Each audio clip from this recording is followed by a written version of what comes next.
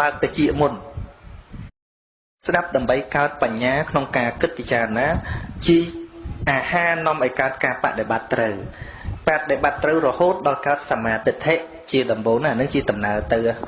ហើយបើថាស្ដាប់ទៅបង្កើតតែចិត្តជ្រះថ្លាធម្មតាធ្វើទានប្រាថ្នានេះប្រាថ្នានោះរស់នៅពៀនមិនឃើញទេមិនបាច់សូត្រថាចម្លងឲ្យផុតភពថាមិនរួចទេសូត្រមិនដងទៀតក៏មិនរួចដែរបើមិនជឿទៅសួរព្រះអង្គទៅពីព្រោះផ្លូវនៃព្រះនិព្វានព្រះអង្គថាបើកហើយទ្វារនៃព្រះនិព្វាននឹងព្រះអង្គថាបើកហើយប៉ុន្តែវាត្រូវមានលក្ខខណ្ឌថាវាទល់តែសត្វនឹងបើកតិចមុនបើកតិចដើម្បីអីស្ដាប់នូវការពន្យល់នៅសច្ចធម៌ប្រសិនបើសច្ចធម៌នឹងមិនត្រូវបានចូលតាមត្រចៀកដើម្បីឲ្យយល់ដល់ដុំចិត្តរបស់យើងទេការបដិបត្តិត្រូវមិនមានដាច់ខាតពីព្រោះអ្វីមុនពេលព្រះអង្គបរិនិព្វានទៅព្រះអង្គត្រាស់ថាអរិយមគ្គមានដរាបណាបុគ្គលទី1មានដរាបនោះអរិយមគ្គ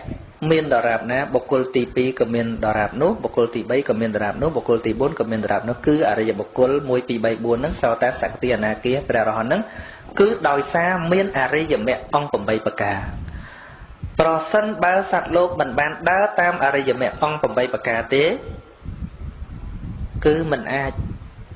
ចូលទៅដល់ទីរំលត់ទុកបានទេបញ្ញាទៀតបុគ្គលដែលឆ្លងកាត់បញ្ញាពីរប្រភេទគឺមានតែព្រះបច្ចេកពុទ្ធនិងព្រះសម្មាសម្ពុទ្ធកើតដោយការគិតពិចារណាខ្លួនឯងការបដិបត្តិខ្លួនឯងដោយមិនចាំបាច់ស្ដាប់នរណាហៅថាចិន្តាមយបញ្ញាកើតដោយការគិតភាវនាមយបញ្ញាកើតដោយការចម្រើនតែក្រៅពីព្រះបច្ចេកពុទ្ធនិងព្រះសម្មាសម្ពុទ្ធសាវកចាប់តាំងពីព្រះសារីបុត្រចុះមករហូតចោលសុតមយបញ្ញាដំបូងដោយការស្ដាប់ត្រូវហ្នឹងណាបញ្ញាអត់កើតទេសារីបុត្រឆ្លាតណាស់ទៅរៀនគម្ពីរត្រៃវេទចប់និយាយទៅវិជាក្នុងលោកមានកម្ពស់កម្រិតប៉ុណ្ណាព្រះសារីបុត្ររៀនចប់តាំងពីនៅកុហកម៉េះក្នុងសកលចម្ពូទ្វីបដើរលបងបញ្ញាគ្មានណាតស៊ូជាមួយលោកបានទេ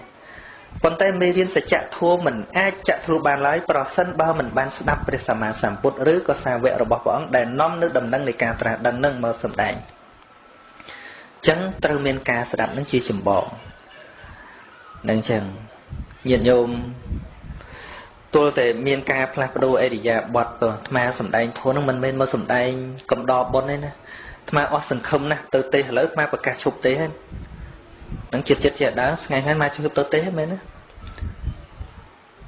ព្រោះញាតិញោម